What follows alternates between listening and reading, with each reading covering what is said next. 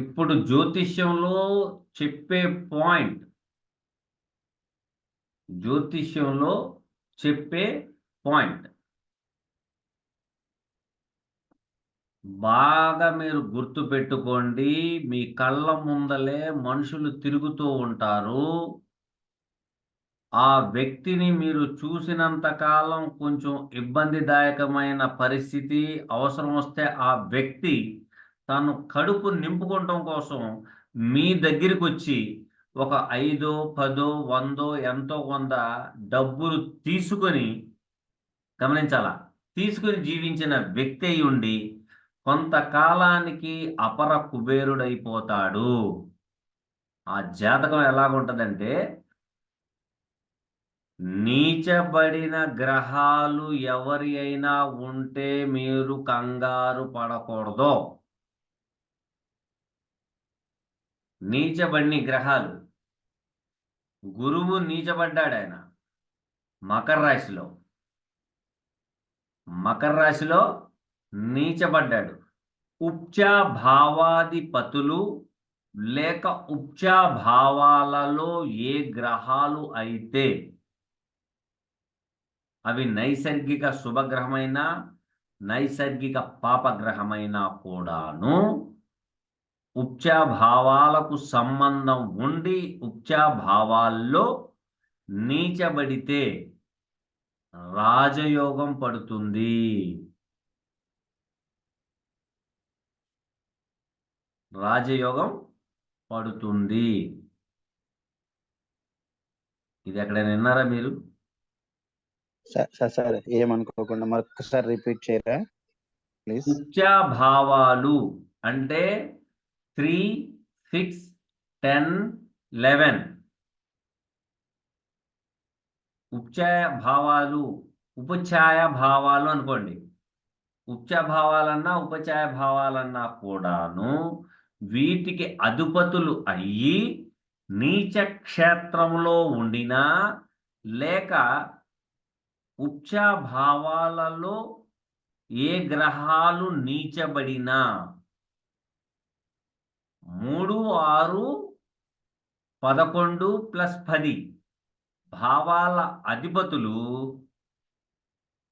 నీచ క్షేత్రాలలో ఉండినా లేక వేరే గ్రహాలు ఈ ఉచ్ఛా భావాల్లో నీచబడిన రాజయోగం అనుభవిస్తారు. ఫర్ ఎగ్జాంపుల్ కుంభ లగ్నానికి శాటర్న్ మేషరాశిలో నీచబడతాడా, నీచబడ్డా? పడతాడు సార్. మళ్ళీ మీ అందరికీ ఆస్ట్రాలజీ చెప్పేది నేను పబ్లిక్కి సర్వెంట్గా ఉన్నాను, నాకు ఒక అధికారం అనేది ఉంది. మళ్ళీ నీచబడినప్పుడు నా బతుకంతా నీచబడిపోయేవాళ్ళుగా అయ్యిందా? ఎవరు మాట? లేదు లేదు. వేరే గ్రహమైన సపోర్టివ్ గాని ఏ గ్రహ సపోర్టు లేదు. బాగా గమనించాలి. నీచ క్షేత్రములో ఉండినా అది ఉచ్ఛాభావం అయినా కూడాను రాజయోగం పడుతుంది. ఇది మీరు బాగా జాగ్రత్తగా రాసుకోవాలా. నీచబడిపోయింది గ్రహం కాబట్టి ఈయన బతుకు ఇంతే, నువ్వు అడుక్కు తినాల్సిందే అంటే కుదరదు. కానీ ఎందుకని అనే పాయింట్ వస్తుంది. ఎందుకని, ఏ విధంగా ఛేదించాలంటే, ఇతగాడు ఒక ఆనకప్పుడు నానా బాధలు పడి వారి దగ్గర వీరి దగ్గర తీసుకుని తిని పైకి వచ్చి లక్షాధికారి అయిపోయాడు అంటానికి కారణం ఏంటంటే, ఏ గ్రహము ఎప్పుడు ఏ గ్రహము ఏ రాశిలో మీకు నీచబడుతుందో ఆ రాశిలో అది ఉన్న నక్షత్రం మరియు పాదాన్ని మీరు తీసుకుని D9 చార్ట్లో చూడండి. పాయింట్ అర్థమైందా మీకు?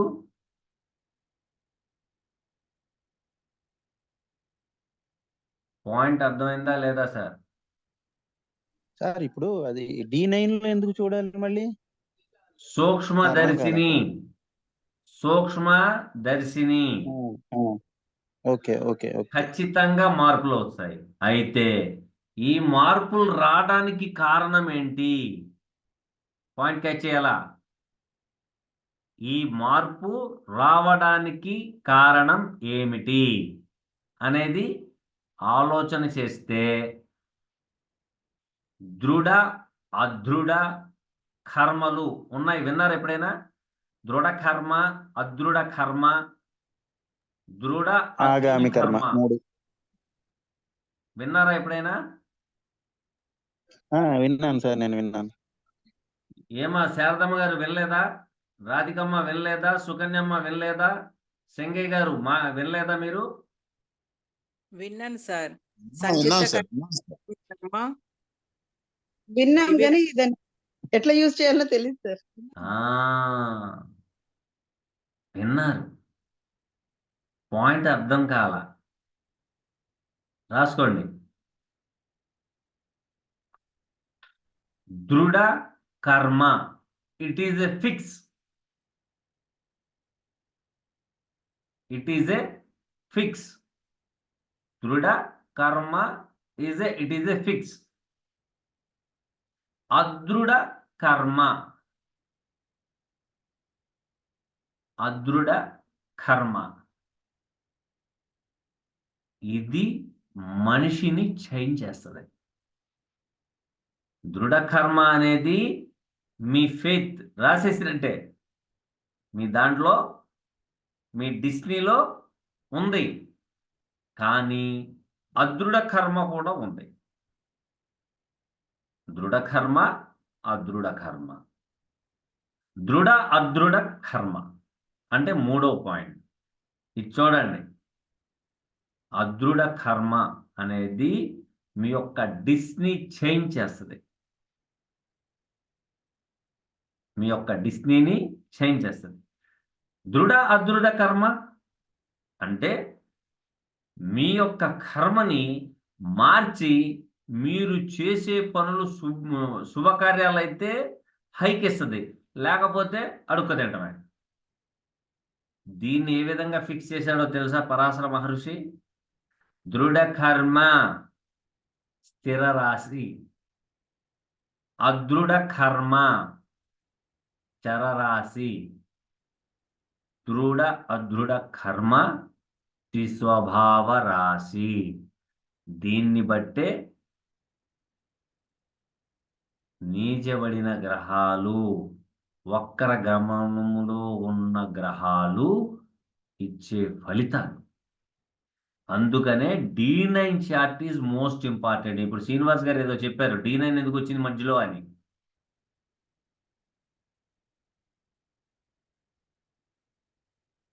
మనం అందరం అదృఢ కర్మకి సంబంధించిన సబ్జెక్టులే మాట్లాడతాం. దృఢ కర్మకి సంబంధించింది మాట్లాడడం. దృఢ కర్మ కనుక ఉంటే ఆ వ్యక్తికి మనం ఎంత చెప్పినా వినడు, వాడు కర్మ అనుభవించక తప్పదు. కానీ D9 చార్ట్లో అదృఢ కర్మ ప్రదేశంలో అంటే చరరాశిలో కనుక ఆ గ్రహము వెళ్ళింది అంటే ఖచ్చితంగా తను చేసుకునే పుణ్య కార్యాల మూలంగా తన ఫెయిత్ రాతలు మారుతాయి. ఫెయిత్ రాతలు మారుతాయి. ఇది మనం గమనించం. ఈ వ్యక్తి ఏంటో ఒకప్పుడు మన దగ్గర డబ్బులు తీసుకున్నాడు, మనకు వడ్డీ ఇవ్వడానికి కూడా నానా బాధలు పడేవాడు, ఈరోజు అయ్యా బాబు అనే సార్ అనాల్సి వస్తుంది. మనం సార్ అని అనవలసి వస్తుంది. పాయింట్ క్యాచ్ చేశారా లేదా? క్యాచ్ చేశారా ఏమన్నా? ఏం సార్ అర్థమవుతుందా నేను చెప్పిన పాయింట్? దృఢ అదృఢ కర్మలు ఈ విధంగా మనం బేరే చేయడానికి ఇచ్చారు. అది దాని సంగతి వదిలేసి మనం ఏం చేస్తున్నాం, ఈ గ్రహం ఇలాగుంది, ఆ గ్రహం అలాగుంది, ఏంటి ఈ గ్రహం ఇలాగుంది, ఆ గ్రహం అలాగుంది, తొంగి చూస్తుంది, దాన్నేమో వెనక్కి లాగేసింది పట్టుకుని అని చెప్పుకుంటాం. తీరా చూసుకుంటే ఫలితాలు రావు. రాయనప్పుడు మనం ఏం చేస్తాం? ఏం సార్?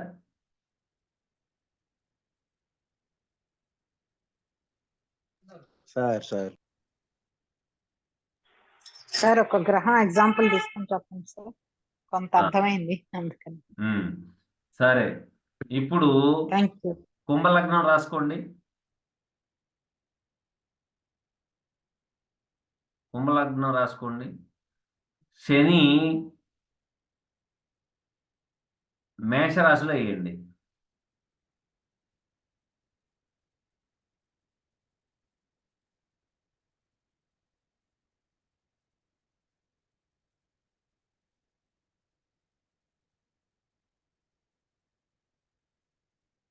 వేసుకున్నారా?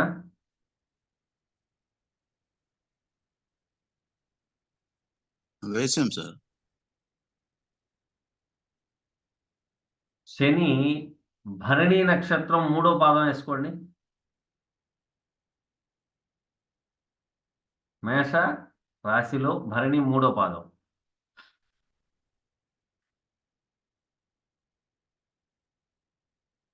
వేసుకున్నారమ్మా? వేసుకున్నాం సార్. 3వ స్థానం అనేది ఉచ్చాభావమేగా. అవును సార్. సో ఇక్కడ ఎక్కువగా ఎఫర్ట్ పెడుతున్నాడా ఈ జాతకుడు?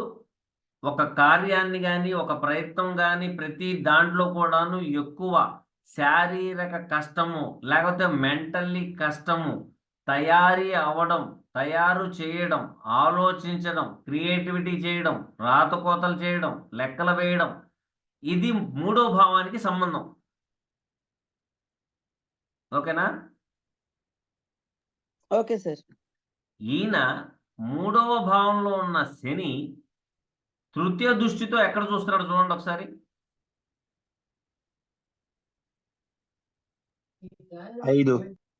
5ని చూస్తున్నాడు. 5 అంటే ఏంటి? క్రియేటివిటీనా, లెర్నింగ్ ఏనా, పురాతన వస్తువులేనా, నాలెడ్జ్ ఏనా? సో ఇక్కడ దృఢకర్మలో ఏముంది? ఇవి అన్ని చేయాలని ఉంది. ఓకేనా? దృఢ కర్మలో ఇవన్నీ చేయాలని ఉంది. కానీ అదృఢ కర్మలో కూడాను దీంట్లో ఇంప్లిమెంట్ ఉందా లేదా అనేది మనకు తెలవాలి. అప్పుడు మన D9 చార్ట్లో ఎక్కడ ఉంటాడు ఆయన చూడండి ఒకసారి. D9 చార్ట్లో భరణి నక్షత్రం 3వ పాదంలో ఎక్కడుంటాడు? 9లో ఉంటాడు. తులలో ఉంటాడు. అక్కడ అదృఢ కర్మద స్థానం స్థిర రాశి దృఢ. చరా కదా సార్? ఒకసారి లెక్క పెట్టండి శ్రీనివాస్ గారు.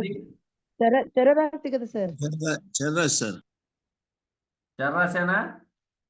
అంటే లగ్నం నుండి తీసుకోవాలనా అని డౌట్ వచ్చింది, అందుకు 9వ భావం కింద తీసుకొని. దృఢ కర్మలు స్థిర రాశి, అదృఢ కర్మలు చరరాశి, దృఢ అదృఢ కర్మలు ద్విస్వభావ రాశి. ఓకే సార్, అర్థమైపోయింది. సరే సార్. ఓకేనా? అక్కడ ఏమైంది? 2 చరరాశులేనా? అవును సార్. ప్రయత్నం చేయడం వల్ల అభివృద్ధి చెందే యోగాలు కనపడుతున్నాయా, కనపడట్లేదా? అవును సార్. 3 and 9 సరిపోయిందా మీకు?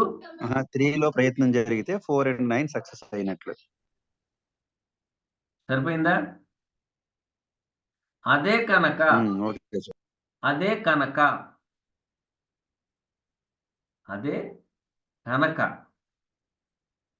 Saturn in the star of Venus in the path of 1 అయితే నేను ఎంత ప్రయత్నం చేసినా జరిగేది కాదుగా ఇది.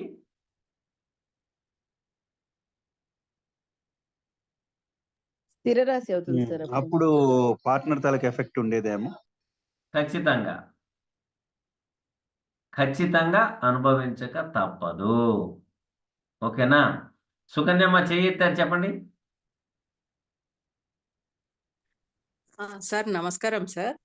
నమస్తే మా. ఇప్పుడు ఉపచయ స్థానాల్లో అధిపతి వచ్చేసి మనకు ఇక్కడ నీచ క్షేత్రంలో ఉన్న లేదా మనకు లగ్నాధిపతి అయినా ఎవరైనా, అంటే ఇప్పుడు నీచ స్థానంలో ఉపచయ స్థానాధిపతులు ఉండొచ్చా, లేకపోతే ఆ ఉపచయ స్థానాధిపతి కాకుండా వేరే గ్రహం వచ్చేసి ఉపచయ స్థానాలలో నీచబడ్డమా? ఏది పడినా కూడాను తన యొక్క జీవితం మారిపోద్ది. ఈ మారిపోద్ది లేదా అనేది మీరు చూసే విధానం నేను ఇప్పుడు చెప్పాను ఫార్ములా. అవును సార్. ఇప్పుడు ఉపచయ స్థానాధిపతి ఈయన ఎవరు, మనకు ధనుర్లగ్నానికి 2, 3 అధిపతి అయిన శనీశ్వరుడు మేషంలో, అంటే ధనుర్లగ్నానికి మేషము వచ్చేసి 5వ భావం అవుతుంది. 5వ భావంలో శనీశ్వరుడు నీచబడి వక్రీకరించిండు. ఇప్పుడు దీన్ని మనం కన్సిడర్ చేసుకోవచ్చా? ఇక్కడ ఉచ్చాభావాధిపతి పంచమంలో నీచబడిపోయాడు, అవునా? అవును. ఆయన ఏ నక్షత్రంలో ఉన్నాడు? ఆయన కేతు నక్షత్రంలో ఉన్నాడు సార్. ఎన్నో పాదంలో ఉన్నాడు? 4వ పాదంలో ఉన్నాడు. 4వ పాదం లెక్కేసుకోండి. నవంశ చక్రంలో 4వ పాదం అంటే మనకు కర్కాటక రాశి వస్తుంది. 4వ పాదం అంటే కర్కాటకం, అంటే అదేంటది? స్థిర చర చర రాశి. చర. చర. ఇప్పుడు అర్థమైందా మీకు? అంటే ఇట్లా కన్సిడర్ చేసుకోవచ్చా మనము? చరరాశి కిందికి వస్తుంది అది. మీరు జ్యోతిష్య విషయంలో నాలెడ్జ్ పెంచుకోవటంలో, క్రియేటివిటీలో, నేర్చుకునే విధానంలో జీనియస్ అయ్యారా, అవలేదా? తెలియదు సార్, ఇంకా అవ్వలేదు సార్. నేను అవుతారు. శాటర్న్ ఇచ్చేస్తాడు మీకు. అంటే ఇప్పుడు అమ్మా, ఆ దశ రావాలనా సార్? ఏ టైంలోనా, లేదా ఏ టైంలో కాదు, గోచారంలో వచ్చిన దశాభుక్తి అంతరాల్లో వచ్చినా మీకు ఫలితం వచ్చేసుద్ది. అచ్చా, ఇప్పుడు మనకు కుంభరాశిలో శనీశ్వరుడు గోచారంలో కదా, గోచారంలో కుంభరాశిలో శనీశ్వరుడు నుండి 3వ దృష్టి మేషం మీద పడుతుంది. అంటే ఈ సమయంలో మనకిస్తాడా సార్ తెలివితేటలు? ఖచ్చితంగా ఇస్తాడు, ఖచ్చితంగా ఇచ్చేస్తాడు. ఈయన తెలివితేటలే ఇస్తాడా, హార్డ్ వర్క్ కూడా చేయమంటాడా సార్? శనీశ్వరుడు కదా. స్లోగా అక్కడ ఏం చెప్తున్నాడంటే, మీకేం చెప్తున్నాడంటే స్లోగా నేర్చుకో, తొందరపడకో, నీకు డెప్త్గా సబ్జెక్ట్ తెలుసుకో, స్లోగా తెలుసుకో, తొందరపడద్దు అంటున్నాడు. మీ నాటల్ చాట్లో శాటర్న్ ఏం చెప్తున్నాడు అనేది కావాలి మనకి, అవునా?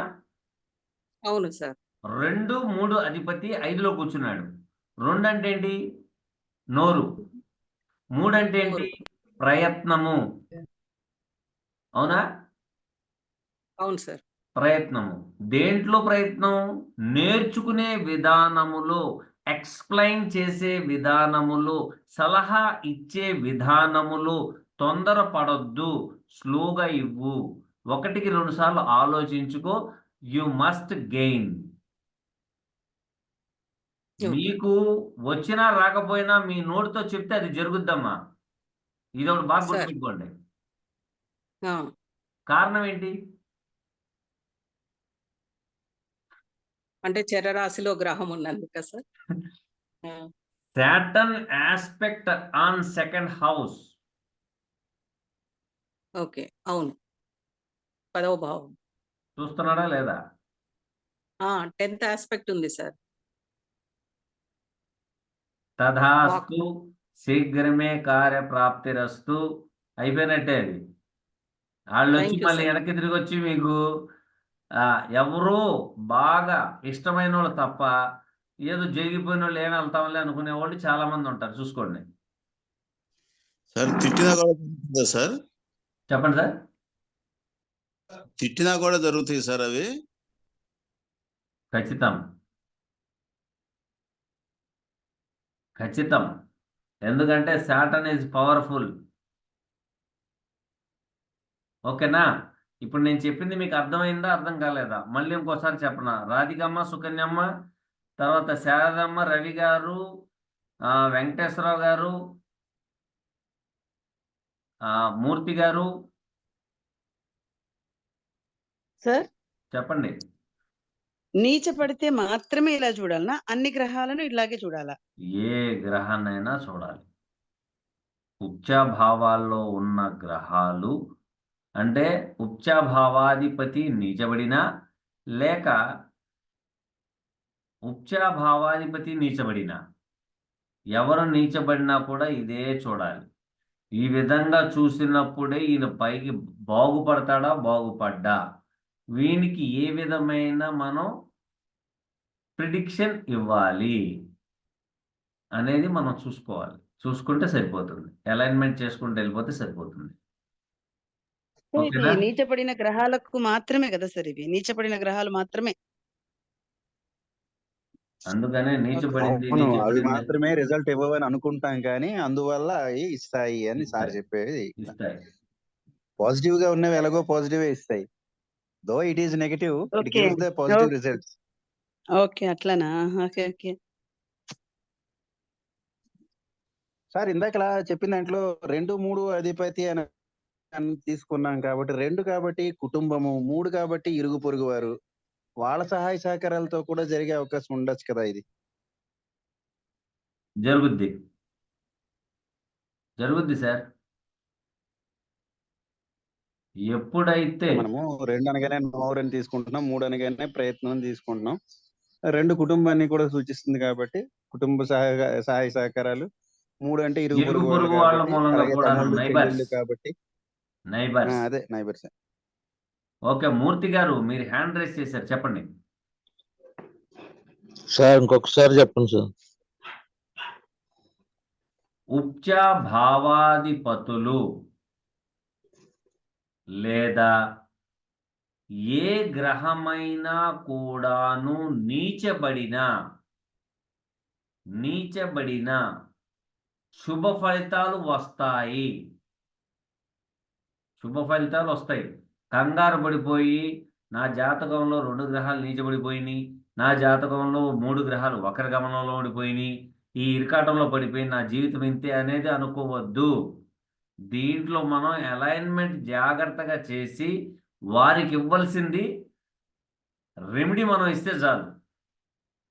ఆ రెమెడీ దినచర్యలో ఉండాలా అక్కర్లేదా అనేది చూసుకుని చేయాలా.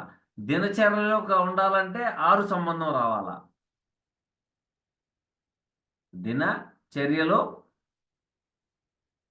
సంబంధం ఉండాలా అక్కర్లేదా అనేది కూడా మనం చూసుకోవాలా. చూసుకొని మనం ఇస్తే రెమెడీ వాళ్ళు చాలా చక్కగా చేసుకుని ఉన్నత స్థానంలోకి వెళ్ళే అవకాశాలు ఉంటాయి. రెండోది, ఏ గ్రహమైనా స్థిర రాశిలో ఉంటే అది నాటల్ చాట్లో స్థిర రాశిలో ఉండి ఆ గ్రహము నవాంశ చక్రంలో చరరాశిలో ఉండిన గ్రోత్ అయ్యే అవకాశాలు ఉంటాయి. గ్రోత్ అయ్యే అవకాశాలు ఖచ్చితంగా ఉంటాయి. కంగారు పడాల్సిన అవసరం లేదు. ఇప్పుడు మనం వక్ర గ్రహాల గురించి చెప్పుకుంటా ఉంటాం. వక్ర గ్రహము ఖచ్చితంగా రిజల్ట్ ఇస్తుంది, ఇవ్వకుండా ఉండదు. మనోళ్ళు చెప్తారు ఇవ్వదు ఇవ్వదు ఇవ్వదు అని, కానీ ఆ గంటలో మీకు 10,000 కావాలంటే దొరకవు. ఆ గంటన్నర తర్వాత దొరుకుతాయి, ఖచ్చితంగా దొరుకుతాయి. కానీ ఆ సమయాన్ని నిర్దిష్టమైన సమయంలో అందే అవకాశం తక్కువ.